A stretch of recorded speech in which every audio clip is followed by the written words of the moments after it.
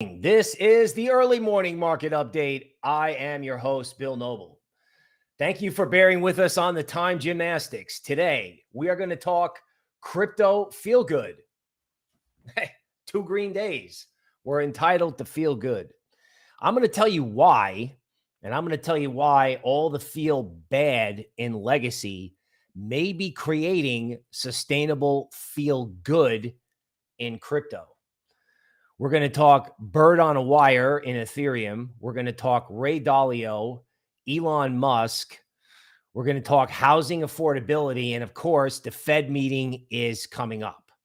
99% chance of a pause. No duh. They have broken just about everything, and they have not fixed the inflation problem. News from Bank of Montreal, right, in Canada that you're not going to want to miss.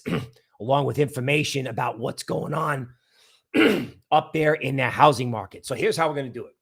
We're going to do news, right? Keeping news, obviously connecting it to crypto and macro. Then we're going to go to the charts. We're going to do crypto, legacy, and then crypto, right? To enhance this sort of feel good feeling that, you know, my boss at work, EAG, he's got the hot hand. Right. And it may be the one sentence market update where he's like short banks, short bonds, short retailers, long crypto. And believe it or not, if I had to tell you anything, like if you had to just like run to work right now, I am seriously beginning to wonder if we are not in the opposite world of 2018. And here's what I mean. In 2018, it paid to be the rare person who could step into like macro and then bring macro into crypto. Now I'm wondering if it's time perhaps to do a lot less macro and focus on crypto and perhaps Satoshi's vision. Perhaps, right? Either way, today is crypto feel good, rightly or wrongly. Steve J says, no pause, rate hike on the way. Wow, that would be something else. Silverman says, green stick fracture. They are looking for a snap. Raj is here. Sydney Oss, welcome. Mel K in the morning. Reverend Flashback from Germany. Matt wants me to take a look at Galaxy Digital. I'd be happy to, right? Love my crypto equities, right? Bull Runner is here. Carlos, Patriot from New Orleans, welcome. Jappy, Tina Lee, what's happening? Lawn Shark, Ashton, Steve, Rugby Performance Labs, Richard Barry, welcome to the show. Okay, news right now. Let's go.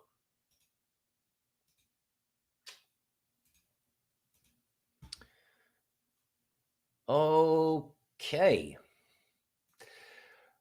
Gee, America can barely afford homes, and that's a problem for the administration. People, Americans can't afford food. They can't, right? Like food inflation is out of control, and the problems related to this, like housing lockup, like people with money don't want to or need to sell. Lower income people are forced to pay higher prices for rents, and anybody trying to get away from the higher prices for rents is running into unmanageable mortgage rates. Okay. And speaking of unmanageable mortgage rates, there is a central bank report about leveraged bets in the bond market betting that those rates are going to go even higher. This is not just a problem for America or the administration. Okay. It could be a problem for the dollar. And as I hinted at on the EAG Twitter space yesterday, it could be a problem for the republic itself. And I'm going to refer you back to that recording because I'm not sure how much of that can survive on social media, but you get the general idea. Okay. Ted Cruz, who is from Texas, but totally unlikable, even though he's, he's very intelligent, but sometimes lacks common sense. But he is correct in saying that heavy-handed AI regulation will hinder U.S. innovation. So let's just talk about the whole, I'm here from the government, I'm from the government, and I'm here to help, right? We all know that AI has got really scary potential for anybody who is a graphic artist or for anybody who uses spreadsheets. It's a problem, right? And it's going to create job displacement long term, and we know this. Kai-Fu Lee wrote about this in 2018. The guy's written like 3 books since. And really, does he have to write the book based on what some of these artificial intelligence programs can do, and about how fast and how much money is pouring into this sector to drive innovation? So the idea that government can regulate any of this is kind of absurd. All government can do is make sure that they're fiscally responsible so that there's a social cushion in the event you have mass job displacement all at once. Okay, now, does AI change everything tomorrow? No, but it does eventually. Now, Cruz is right that, you know, there aren't 5 lawmakers who could define AI. That's probably true because nobody knows, once you give the machine data to learn from, once the machine starts learning, its brain is literally undiagnosable and ununderstandable. And that's a scientific fact, right?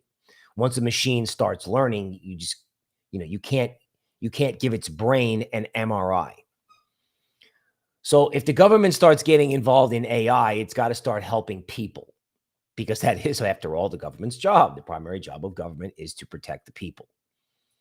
But if the government starts doing everything to AI that they were doing with crypto, they're basically handing our enemies an advantage, because, you know, you can bet that AI is not going to be regulated in any communist country. So this is a rare instance where Cruz is right. And there's a subtle undertone. If you're about to have a massive disruption in society, you're going to have a massive disruption in money, which means crypto, right? I mean, everything comes back to crypto. Okay, so Elon Musk says Twitter is moving to a monthly subscription fee and has 550 million users. Now, I'm not going to lie. This made me angry. I'm like, wow, bro, really? I'm on Twitter providing free content and entertainment when I can, and you're going to charge me to deliver that free stuff? Now, my producer before the show, Eagle King, explained to me that, you know, he just can't stop the bots. So he's got to move everybody to a subscription. And I guess, you know, if you were smart like Eagle King and went off and went on Threads and picked up 4,000 subscribers, it made a lot of sense, right? But this is, you know, I guess this is a sobering reality as to what's really going on at Twitter. Because I think at the end of the day, the bottom line is the excuse is I can't stop the bots. And when I got unangry about this, I'm like, well, at least he can keep Twitter open. Because if he doesn't do this, maybe Twitter closes down. And that would be way worse than me having to pay to deliver free content. So our friends at the SEC continue to lose in court. They failed to win immediate inspection of Binance US software. Because after all, Binance is responsible for everything that's wrong in financial markets, which is just simply and plainly not true. Okay, is Binance perfect, and are they going to have legal and regulatory problems? Yeah. Okay, but hurting them is not going to help anybody. It isn't, right? If they destroy Binance, yeah, they can hurt crypto, but it just provides, you know, it's going to make people more determined to innovate in the decentralized world. So whatever the SEC is going to do, of course, is A, wrong, and B, will backfire, I believe, in favor of crypto. Like, this is a negative headline. You know, this Binance attack is a negative overhang for now, right? You know, if they lose, the SEC, if they lose, they lose. If they win, they lose, because the market will just innovate around them. Now let's talk about Bitcoin. Let's talk about something to feel good. Bitcoin is on sale, but customers are running out of the store. Many barriers are currently in place to keep institutional investors hands off crypto, but that will soon change. I mean, I opened up an account at a major retailer and I had to change my email address because it had the word crypto in it. You can't do anything with crypto. They're going to try to stop everything and everybody, and it's not going to work because you're going to wake up one day and you're going to go from this sleepy world to this world where every big financial institution needs to have billions of dollars in Bitcoin on their balance sheet like overnight, because they're either going to have a spot Bitcoin ETF or everybody is just going to go, oh my God, you know, I can't sort this out. I can't buy a home. I can't get any help from the government. I can't help myself. The only way to help myself, excuse me, is to buy crypto. Okay. Kenneth is here. Kim Craig Aiken, what's up? JT is here. HNK, that's a new face from Dubai. Welcome. BitBoy Al. People catching the morning stream. JB. Welcome. FD White, good morning. Good morning. Rave Song Records, a morning show now. Yes. We are like horse, you know what? We are all over the place. We're working on it. We appreciate your patience. Okay, Toncoin leads Bitcoin in crypto market rally after Telegram endorsement. The market will innovate, right? In other words, could crypto go down with legacy? Yes. However, I think we have to at least take a moment, if for not our long-term sanity, and say we have faith in the market will innovate. Now, probably the biggest, this is honestly, I think, one of the biggest head fakes ever, trying to get this headline to show up. It's not showing up.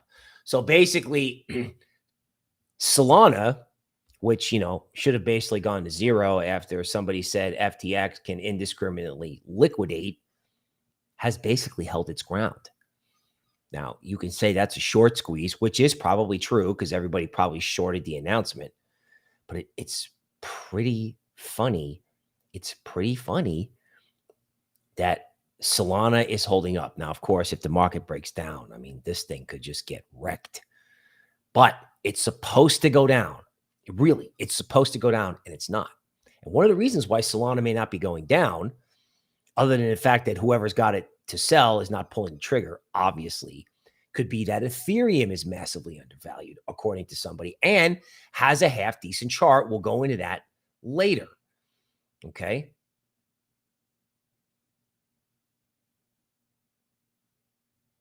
Okay, I was hoping to do it. Okay, here it is. Okay, so what's holding up altcoins? So a fundamental research firm says that ETH is trading to a 27% discount to fair value. So they're using a Metcalfe's law, which basically means, you know, the more the network is used, you know, the more adoption you get, the more value you get, and that occurs at an exponential rate. God, it kind of makes sense to me that ETH would be like 30% undervalued.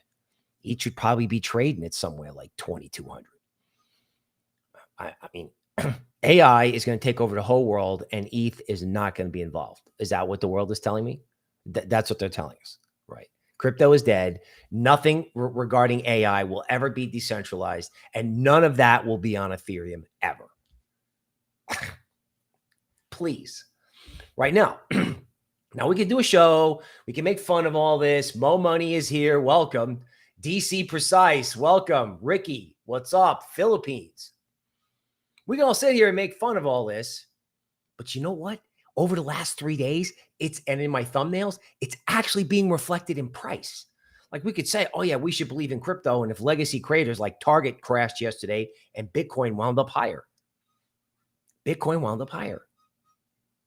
So again, is there reason to believe? Yes, there is. Should we take those moments in? Yes, we should. We should. Okay. So Bitcoin tops 27K and the Fed likely to pause. Okay. We need to go over why I think they're going to pause. Okay. But because it's in the PowerPoint, it's pretty clear. Don't go anywhere, obviously. Okay. New York regulator seeks tougher norms for adding crypto. 9 U.S. senators publicly back Elizabeth Warren's crypto bill. Want to know something, folks? You know how they use the term deep state? There's nothing deep about the deep state anymore. They got to come up with like a new word, like the in-your-face state or the, the outside your door state. These guys like, oh, hey, we have 1 crypto negative senator. Oh, let's write some checks. Now we got 9 crypto negative senators. Come on. Where are these guys coming from? You know what I'm saying? Like, where are they coming from? Somebody from Senator Warren's ideology should be way more preoccupied with how they get universal basic income done. Because let's face it, everyone is telling you what is going to happen with AI in a year. Everyone's worried about where crypto's going, right? Crypto is not the problem. Crypto is probably part of the solution.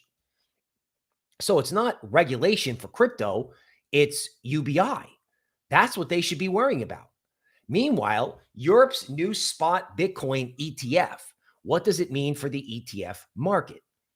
Okay, well, I'll tell you what it means. I've said this. Big players are going to need to have Bitcoin on their balance sheet. And if they don't need to have Bitcoin on their balance sheet, they're going to use the ETFs as an excuse to get Bitcoin on their balance sheet. Like, oh, we're in Bitcoin now. We got to have Bitcoin. We got an ETF. It's a spot ETF, so we got to hold spot Bitcoin. And when this gets rolling, when they have to approve all this stuff eventually, right? Because it's going to become a political issue. I think I've got a news article on that, and I've been beating that theme to death because I just refuse to shut up about it. Bitcoin, ownership of Bitcoin, accessibility to Bitcoin is literally going to be a political issue. How can you have people not be able to afford anything, the integrity of the country, the republic, and the currency collapse, and have the free market offer people an alternative and have Uncle Sugar tell them that they can't have it? That's not going to work. That's not going to work in America. I mean, they can try that, okay? But, we can go to the polls and, we can go to the polls and we can get loud about these things. And if not, the market can just take over, right? It's like, oh, okay, well, you know what? The longer they fight access to Bitcoin, the higher Bitcoin is going once they grant access. So again, we got to have faith in ourselves and we got to have faith in the market. Okay. UK crime bill lets cops freeze crypto faster, channels tainted assets to public funding. Okay. So yeah, obviously we would like a clean market. We don't want bad guys using crypto, right? Pancakes and peanut butter and believers of freedom are here. AZ, what's going on? Kim is like, something's coming and it ain't no man. You would think the UK government would realize that. You would think that they would realize that. Okay. Dollar demise, Bitcoin's rise from Steve J. We're going to do the DXY chart. So don't go anywhere. Okay. So what are courts and governments useful for? The primary job of government is to protect the people. FTX bankruptcy estate sues, SBF's parents over millions in allegedly inappropriated funds. Who's protecting FTX's creditors? Well, thank God the courts are. For all you're going to say about the United States, in some ways, the courts are working. Some ways. I mean, they told Sam Bankman-Fried not to watch television or tamper with witnesses. He watched television and he tampered with witnesses and he went to jail. Judges in courtrooms are scary. It's easy to talk a whole bunch of smack, but when everyone's walking through a metal detector and you're standing and somebody in a black robe is coming in who's going to decide your fate, it's usually a good idea to listen to that. And if you don't, there are consequences, right? And it's the same thing here. If funds were actually misappropriated, then, the legal system, which most people don't believe in, and rightly so, might actually be working. And I bring these things up because, we need to focus on when government does work. We all know as crypto people when government doesn't work, but if we realize when government maybe does work, we can make better decisions. Okay. Bank of Montreal, I am going to do in the PowerPoint, which I'm going to go to right now. Okay. FD White, America's monetary policy is the biggest Ponzi scheme of all time. You know what, dude? Never a truer word was said. And I don't know if what they've done here can fix the consumer, like the Target Kohl's consumer. Like rich people in luxury XUVs are going to be fine as long as their 401ks don't go down 40%. So I don't know by what mechanism the pain that smaller people are feeling gets transferred to the pain that bigger people are feeling. That's the big question. And if that does happen, does crypto become money? We've had 2 days of green, 2 days of green, right? They rallied it yesterday and knocked it down. So, everybody was in a big hurry to sell, probably scared of the whole Solana thing, yet the market comes back because big institutions are going to want to own it. We're going to go through some Dalio double talk in a minute. So let's just go straight to PowerPoint. Again, welcoming everybody to this early morning stream on the 19th. Appreciating everyone's patience as time gymnastics may continue. But let's go to PowerPoint and let's get real, because there's a lot of real charts and graphics. Okay. So in the dollar index, right? Just correct this typo.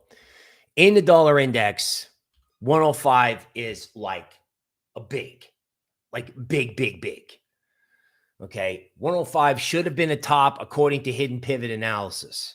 It went through 105 in classic foreign exchange, as in fiat currency market format, stops everybody out, and then it's back at 105 right in front of the Fed.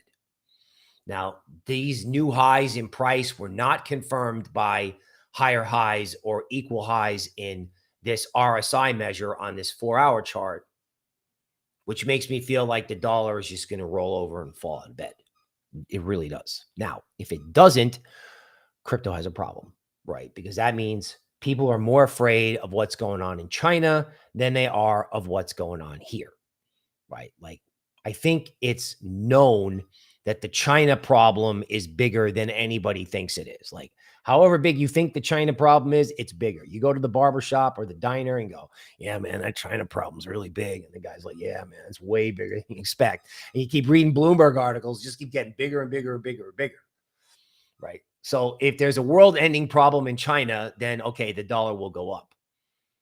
But I think we have to start asking ourselves, is the problem that can't be fixed, is it here?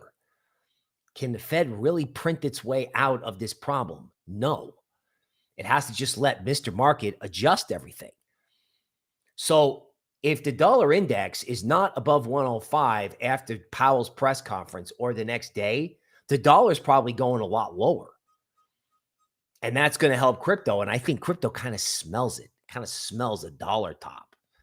And I would love a dollar top because, again, everybody who was going to freak out about China may have already bought the dollar. I mean, you had this huge give up trade, and then you had everybody piling in slowly. Now, again, if it holds 105 and bounces, then you have to be careful in crypto.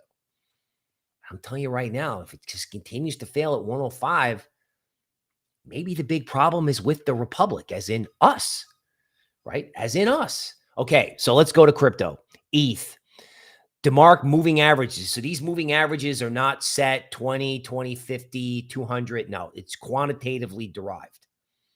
So I just click the DeMark moving average button and I get a moving average. Now, as you can see here, this was the Grayscale hose job where I got a 13 bottom, this huge breakout, and then it failed. Now what I've got is I've got to move above this moving average. I've got the special moving average flat, And I've got ETH sitting on top of it, making, small but respectively green candles. You maybe have 3 more up days before you have to get a little gyration. But this, to me, when you sit on a moving average like this, could be, in theory, a bird on a wire getting ready to fly, right? The bird just sits on a moving average. And then if it can't fall below it, it just goes. ETH's 25% undervalued, right? Resistance is up here at 1850. Why is everyone negative ETH? Why? I mean, what is the regulatory rationale? The SEC is losing in every single court. ETH as money, ETH as something that goes in ETFs, I don't think any of that's priced in. Now, of course, Bitcoin may be consuming all the interest in institutional demand in crypto because retail's not involved, but that really doesn't mean I feel like selling ETH at 1,600. It really doesn't. I mean, if it broke down or the dollar exploded, okay. But this is the think positive crypto stream today, right? We're daring to dream. Okay, so Bitcoin, it's the reluctant range, right? In other words, okay, we go down here to 25 3 times. It looks like the end of the world, and then it just rallies. Could there be a new low? Yeah. Is this in a range? Obviously it is. We're in the middle of the range. So in some ways, there's nothing to do here. It's like buy at 25 and sell at 30. But hold on just one second. As crypto people, are we like, oh, look, it's in a range. Oh, it's never going to get out of the range. Oh, let's do a live stream about the range every day. It's a range. It's a range. It's a range. You know what? Wait a minute. Why are we talking about range when we should be talking about what the next big trend is? Right. In other words, is crypto going to trend lower? Crypto could heave lower if you have some sort of systemic legacy debacle. Of course, we know that because if hedge funds have to sell everything. But if they have to sell all their crypto, who are they selling it to? So isn't the next big trend higher? Even if you could have a crash, which of course as crypto people, we know you could definitely have a crash. Why is that news? We need to have a live stream. Hey, crypto can go down. Wow, Bill, thanks. No. The next trend is higher. The only question is, what kind of puke are we looking at? And wouldn't it be hysterically funny if we call this at work the Seth low, where we basically called it the low right at 25 when they were running the stops on Coinbase? How funny would that be if this was really the low of the next cycle?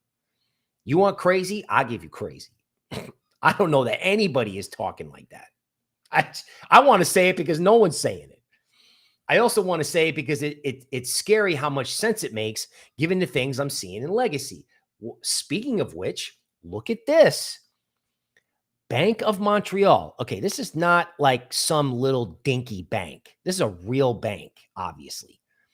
Bank of Montreal, exiting retail auto finance business. A bank whose job is to lend money doesn't want to do collateralized car loans anymore. Done. What is that telling you about what higher rates are doing in Canada? And are we in any better shape other than the fact that we may have more rich people that may be able to pay the interest or don't need to pay interest at all? I mean, what is this telling you about what's going on in the car market over the border? Look at this. This was attached to the same tweet. Bank of America has disclosed $32 billion worth of mortgages in Canada that are negative amortized. Now, what does that mean? Bond market is filled with jargon. You literally have to go to business school to learn it, or you can just watch this show. Negative amortization is when the amount of money you owe on a mortgage increases instead of falls every month, putting you deeper in debt. In other words, there are apparently a lot of people in Canada who were convinced rates weren't going up, and they have what's called variable rate mortgage. So every time rates go up, their payment goes up, or the amount of money that they're going to wind up owing on the mortgage goes up. So this obviously is screaming a Canadian housing crash. And obviously, as somebody saying, MMC John, welcome, right? Seth is also here reminding everybody that the Fed cannot print their way out of this. They can't. Okay. Steve is also here. Airbnb, next real estate crash, tens of thousands will be forced sellers. You know, people, when you look at this in legacy, I mean, I got really reliable information that there are papers being circulated in academic circles where the Fed is effectively has economists writing down. It's easy to make fun of economists, but let's not do that in this case. Economists are writing term papers basically saying, hey, this is really messed up. This is a really big problem. So these guys are just sitting there. And I swear, when you listen to Powell, man, you are listening to any inkling that they know something is wrong. Like, it's one thing to have these problems on Twitter. It's one thing to have it on the market update. It's one thing to have my boss trade it the right way. It is a whole other story to have Powell admit that something's wrong. And he may admit something's wrong by not tightening. This is the thing people may not understand. Like, oh, he's going to not tighten. That's a good thing. Yeah, it's good. It's probably a good thing for crypto. But the fact that he doesn't want to tighten anymore means that something is wrong. And it's all over Twitter. Target, right?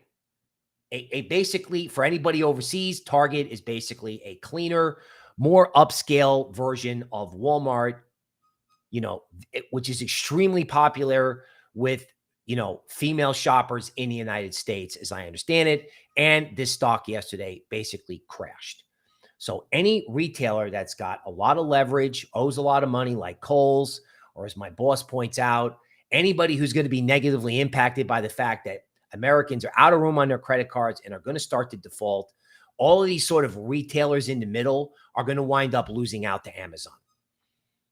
Right. And they're going to just, you know, I don't know. Their stocks could be marked down dramatically. I mean, Target had that, you know, what I would call social marketing issue. And now the thing just keeps going lower. So yeah, it can bounce, whatever, but the writing is on the wall. And we all are listening to this are not the only people who are seeing this. Now let's talk about Dalio. So one of the things that sucks as an analyst is that when you see certain things, you feel the need to report it. But when it's negative, it's exhausting. Particularly if the negative event takes a long time to develop. It's just exhausting. Which is why I would prefer to think crypto positive, because I love this idea of basically, you know, short banks, short retailers, short treasuries, long crypto. I kind of like it. It's just more, it's more palatable, even though we all know that if something goes wrong, crypto could go lower, but the positive way of expressing it is so much better. I'm not the only one with this problem. Check out Ray Dalio. Ray Dalio 2 days ago says, hey, he doesn't want to hold cash. No bonds. Cash is good. I'm out. Peace. I got a pallet full of hundreds buried under my house. Scary, right? This is like the smartest hedge fund guy perhaps ever. Certainly the smartest hedge fund guy by far in the last 4 years. Then the same speech is recovered by the media when he says billionaire Ray Dalio says AI transformation could create a 3-day work week. We're going through a time warp. Let's talk about how Ray is adjusting his portfolio for the AI world. You read the article, nothing about how he's adjusted his portfolio. It's all about, oh, yeah, there could be a 3-day work week, but there could also be massive social disorder. The government better start getting involved now. Oh, and oh, by the way, I don't want to hold bonds. I want to hold cash. So it's the same news story, except the headline, they just said, oh, you know, let's just, let's Ray's PR people said, you know what, you know, we know what Ray's view is, but can we sanitize this a little bit? They sanitized it. Now, I'm sanitizing myself by going with the pro crypto thing on green days, and I'm comfortable with that because I'm a crypto guy. But how scared is Ray Dalio, right? How scary is what he knows? How scary is it that they have to, you know, they have to sanitize it? Now, I mean, he's right about a 3-day work week, but he didn't tell you whether that was voluntary or involuntary. And politicians should be working on UBI or some kind of social safety net, because the primary job of government is to protect the people. Ray Dalio's job and my job is to get the people positioned so that they're out of harm's way and in position to benefit from what I would call the inevitable. That includes the problems in legacy and the rally in crypto. By the way, just as a public service announcement, we could be potentially 10 days away from a government shutdown, and I haven't heard one word about it. Unless I missed something, right? I mean, they got to pass a new budget. They're trying to impeach the president. Everybody's after everybody. Everyone's talking about crypto. No one's talking about the budget. You know, like the thing they used to pay interest, that no one's talking about that. The Saudis are selling treasuries. So is everybody else. Okay. And this chart is, I used it already, but then there's this that my boss found. Listen to this. The Bank of International Settlements warned in its latest quarterly report that, quote, the current buildup of leveraged short positions in the US Treasury market is a financial vulnerability worth monitoring because if of the margin spirals it could potentially trigger. The BIS joins the FSB, the SEC, and the Federal Reserve in raising alarms in the recent months. Okay, so I'm not a margin expert, and I'm not sure what they're talking about by margin spirals, but when I first read this, I was like, people are betting against the government bond market in the United States to the point where it sounds like he's saying the government bond market might like break, which is incredible because if you read a finance textbook, all of finance is built on a risk-free rate that comes from treasury bonds, which is all the finance, like the whole 700-page textbook is built on the fact that treasuries are risk-free and that you can count on those interest rates to be basically accurate and fair, right? Fair as in they represent, you know, a completely solid treasury market is what I'm saying. So if there's vulnerability in the treasury market and every government agency is warning about it, the whole finance textbook could get thrown out the window. This is why every big, this right here, you want to know why is every big bank trying to get a Bitcoin ETF? This is why. Because everybody knows something's going to happen, right? Everybody knows, like the eclipse crash could easily be a treasury bond market crash. Now, I guess a lot of people think that because they've got the bet on, which is interesting, right?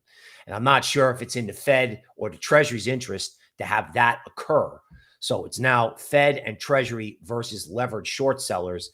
This reminds me of something I saw in 1992 when Soros made all his money by breaking this EMS currency grid, where they tried to peg all the different currencies in Europe in a very tight range. Soros blew that up. And it sounds like they're trying to do the same thing in the US Treasury market. You know, it has been a long, long time. You know, I had a lot more hair the last time you had, you know, hedge funds versus governments. Now, as I've noted, higher interest rates, lower bond prices, higher mortgage rates, not good for crypto. But if this is what's going on in the world, and it's like public. Remember, like the deep state is not deep, right?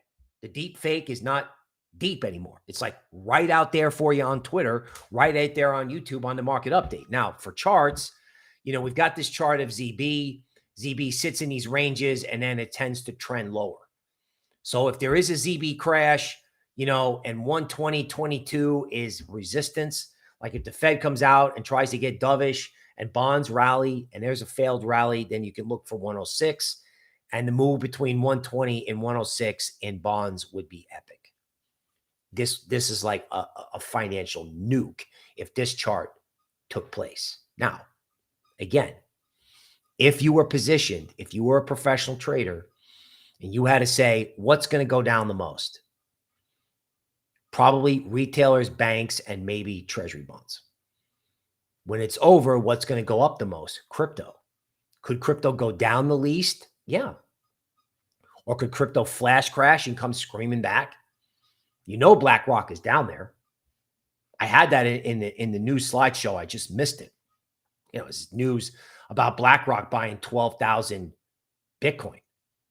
I mean, BlackRock, the Fed, Cathie Wood, Coinbase, they're probably taking Bitcoin from any miner that needs to sell for whatever reason. Like, you need to sell Bitcoin. Oh, I'm sure you could sell 10,000 Bitcoin like that. We haven't even talked about Musk needing it. We haven't even talked about that. Okay. Now, MicroStrategy, going back to technology. So now we're going from crypto positive to legacy blah, and now back to crypto positive. This chart has saved me from being an idiot, right? You know, I have to be cautious because we know what's out there, but this chart is holding.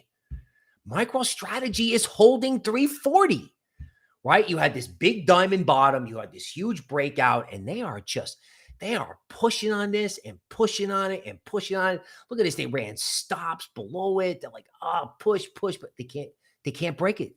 They can't break this chart down, right? So someone's down there going, oh, well, I can wait for the Bitcoin ETF, or in the meantime, I can just hoover up MicroStrategy, right? Like, equities guys, they love to be, it's not enough in equities.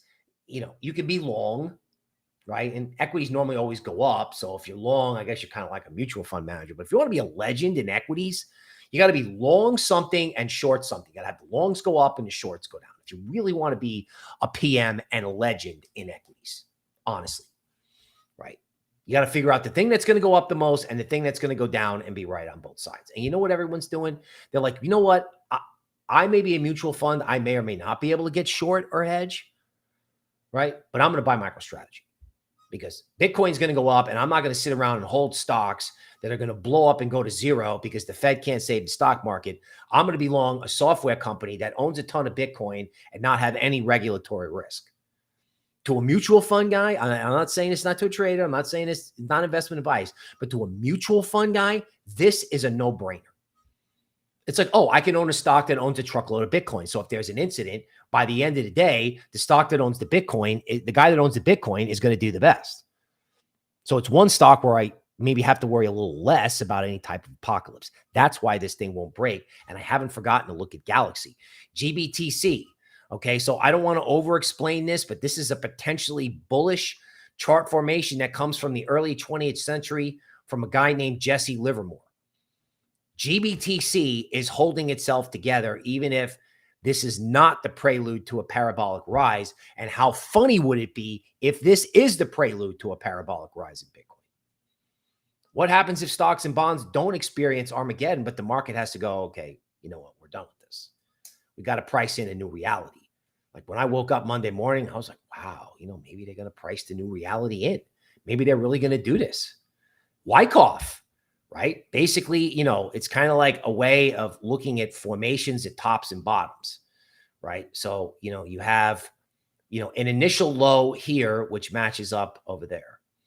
Then you have like a spring where, you have the final freeze over here. So, down the final freeze and then spring, you get this pop up right on phase D. So we are basically right here if we're following this.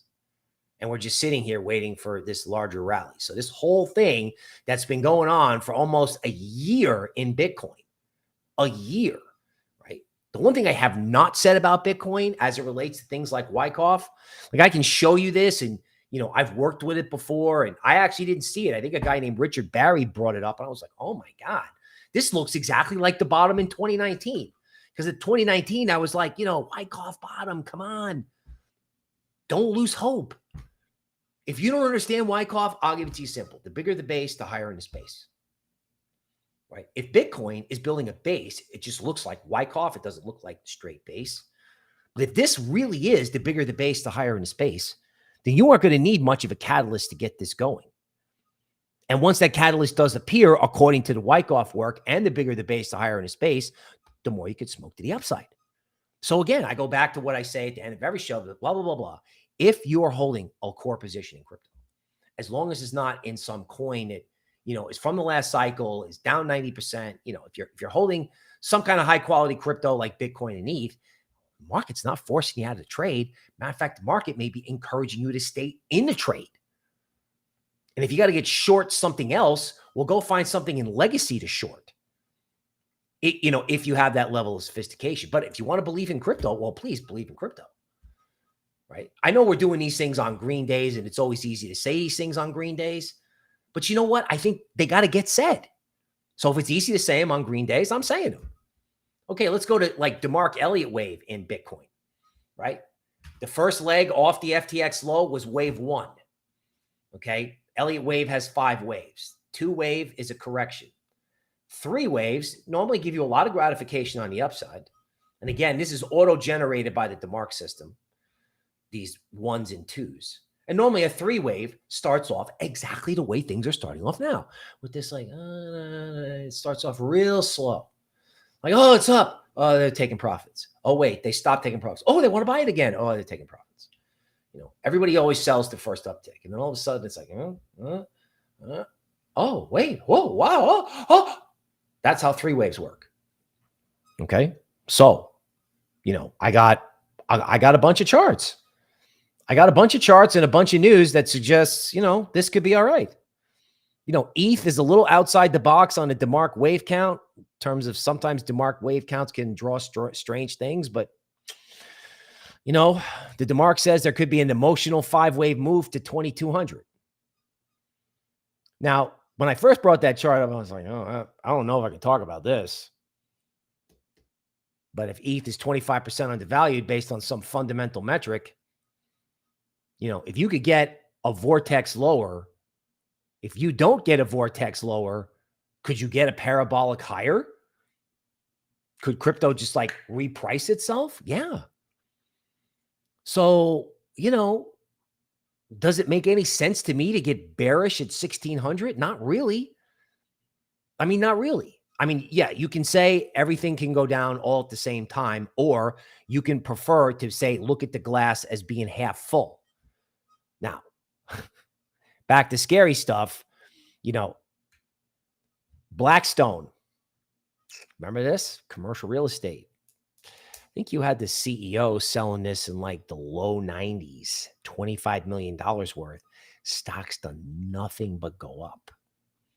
Now, I don't know. That's because people got short or they're preventing redemptions or whatever. But I'm looking at this going, you got a 13 top. You got resistance at 117. A Fed pause most likely priced in. And I think if the Fed does pause and Powell admits that there's a problem, this could get totally smacked. Absolutely smacked. And that's the market update. All right, let's get into Galaxy Digital. That was kind of a long speech, so appreciate everybody staying in there with me. Okay, let's get over to Galaxy and see what's going on. Okay, house poor is back. Anybody who buys a house is going to be poor because of the payments, further constraining consumption. Okay, definitely a new news headline coming through. Okay, so here comes Galaxy.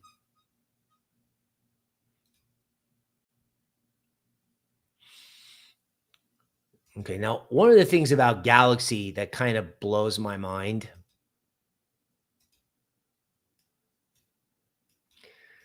is the extent to which people have completely given up on this whole idea of Web3. Like I saw something about the destroyed NFT market. And normally I'd be like, oh my God, the NFT market is at 0 and it'll never recover. And I would be on TV the next day going, oh my God, this is the most bullish thing I've ever seen. The article actually made me bearish. I'm like, yeah, it's never coming back. And I was like, oh, wait a minute. Don't buy into that. So here we are at Galaxy Digital. Oh, it's up, it's down. Oh, it's, it's up 4%. It's up 5%. It's, let me see, where is it? It's at 481. It's down 15 cents. This is like Bitcoin, right? The fact of the matter is, this was the level where where Galaxy launched itself from in 2021. So this is kind of like, I don't know. It's kind of like home, right? This is just home. And this whole idea that this hedge fund run by Novogratz, Mike Novogratz, an ex-Goldman guy who went out and started a crypto hedge fund when starting a crypto hedge fund was a joke. Literally, it was a joke. Novogratz had a really volatile career, made money, lost money, whatever. Guy goes out and starts a crypto hedge fund. People like, this guy's out of his mind. Now he's running like the Goldman Sachs of crypto, literally. And to think that this stock, like MicroStrategy and GBTC, are going to hold, but nobody wants Galaxy. That Galaxy is trading unit isn't capable of taking advantage of any like potential down and then up or straight up. Like, who knows? These guys know what the order book is. I mean, this is not a pitch. The pitch for Galaxy is not the pitch for MicroStrategy. It's different. But let me ask you something.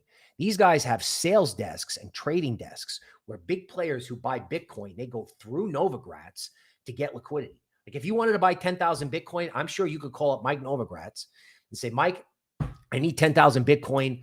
Give me a price. Now they're going to give you a price that's much higher than where it is right now, obviously, because after they give you the Bitcoin, they have to go back in and get it from the market somehow. But you don't think these guys know what the order book for Bitcoin really looks like?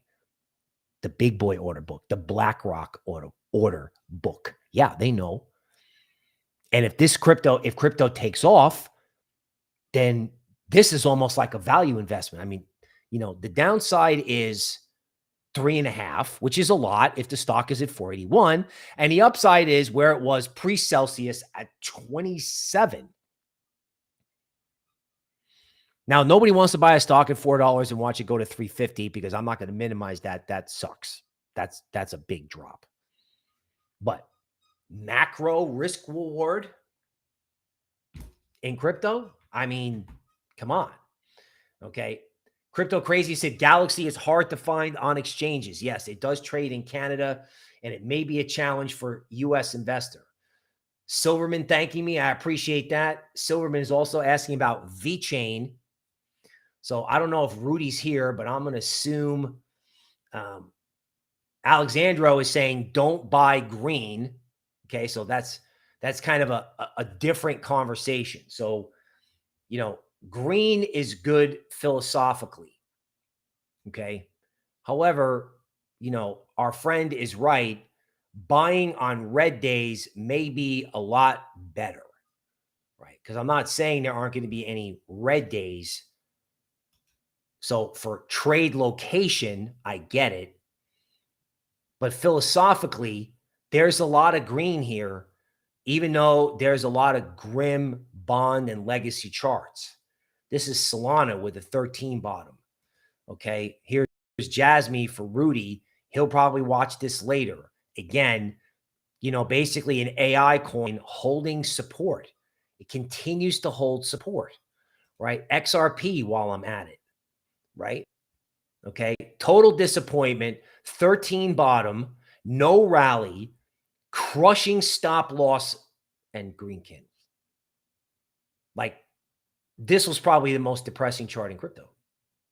Yet they're still having it go green. It's still green. Okay. Now VeChain, which I have to confess back in the day, I loved, because this whole idea of supply chain management, I just was like, how does this coin not make it? So the good news is, I guess it bounced, right? And it's like in the middle of a range between, 2 cents and 1.5 cents. So everything in the middle of a range, technically from a trading point of view, there's nothing to do because there's no support and resistance to lean on. However, I do find it interesting that, this dip, this failed rally should have been the end, and it wasn't. It wasn't. Okay. Let's take a look at Cosmos. Again, there's a lot of green here.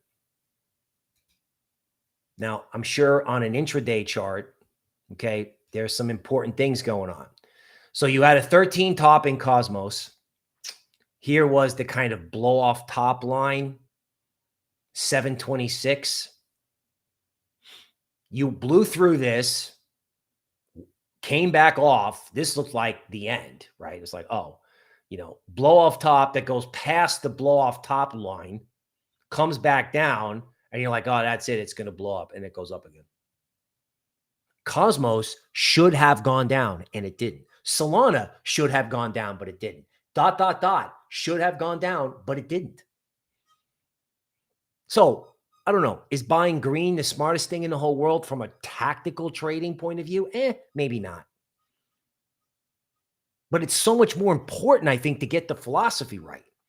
What do you want to be long and what do you want to be short? My boss told you yesterday. I'm telling you today. Right? There is a bigger and bigger case for crypto where I'm willing to hold a position and try to add to it if the market vortex is lower because of something in legacy. Because all the bad news in crypto, I mean, Jesus, they just told FTX that they could liquidate and it didn't go down. It didn't go down. Okay, so somebody's asking about JVL. So, just disclaimer, this is a project that, guys I work with, like, I don't own it, so I can talk about it on the air. Okay. I think what's going on now is if you look at a daily chart, okay, you're testing the 38% retracement of the entire move up. So right now they're pressing through this. That needs to hold. Okay. That's 6216. Okay. So you want that to hold. If that doesn't hold, then you can have a move down here to 3775. That's 62%. Now, a word on this. So what you do in these small coins is you have reluctant buyers. You see the wicks here. They have reluctance, FOMO. Then it comes off. Then you start running stops. Professional traders start pushing people out, trying to create liquidity, which is what could be happening here. Now, again, I'm not an expert on this. This is a small coin. We all know what the deal is with small altcoins. If 38% doesn't hold, you could have a wick down to 62%. My suspicion is you got professional traders pushing people out here. Stop fishing has really been the only way to make money in crypto. Okay. Okay. So MMC John doesn't like the retracement work. My counter to that is 38 and 62% retracements have been useful in small altcoins, particularly if they're new. Particularly that thing about the 62%. Like if it goes down to 62% and holds, it's good. If it doesn't, forget about it. Seriously. Now, of course, that's a long way off in this. But in small altcoins, square consolidations work. This is the tutorial. So if you're looking at intraday charts, if you take the fib out of it, right, you'll see that when you have these square consolidations in these like new small coins, you get rallies, right? This is bullish. This is what ETH did. And I know this because I kept the ETH chart by hand for such a long time. So when you have these square consolidation formations, you can have, more bullish price action. Now, of course, again, just as a reminder, when you put the fib numbers back up, okay, it's not a bull market until you can buy a dip and make money. So, this is a very popular game. We're interested in it. And if you can buy a dip in this, in other words, if you move the support and resistance here, this was the takeoff point of the final parabolic. So 38% is here and they're going to press it because that's what happens in crypto. That's what happens in currencies. That's just what happens when you have a market like this. This is the final word, right? The final word is because the eclipse is coming, you've now got like P&L destruction everywhere, right? People are short bonds. They don't go down. People are short Solana. It goes up. Nobody believes in Bitcoin. It goes up, right? Everybody's long NVIDIA, it goes down, right? The consensus trades are all being attacked. And normally that's what happens before something big occurs. So if Jerome Powell admits that something is wrong, either by saying something, not saying something, adjusting guidance, whatever, the Fed has all kinds of subtle ways of saying very strong things very quietly. Okay. There's something out there. The Fed knows it. We know it. The question is, when will they admit it and what will a trade be? 2 pieces of advice. Be smart. Don't get married to any idea. If you don't want to buy, if you want to buy on red, then buy on red, right? But at the end of the day, I really, really do think that no matter what happens on this eclipse, being adamantly positive on the future of crypto is important, particularly if things get dark and particularly if crypto actually starts to like run away a little bit. They'll be like, well, I'm not buying into this crap. I mean, I don't think you have to do that now, but mentally you should ask yourself, would I pay 28 for Bitcoin if it went up?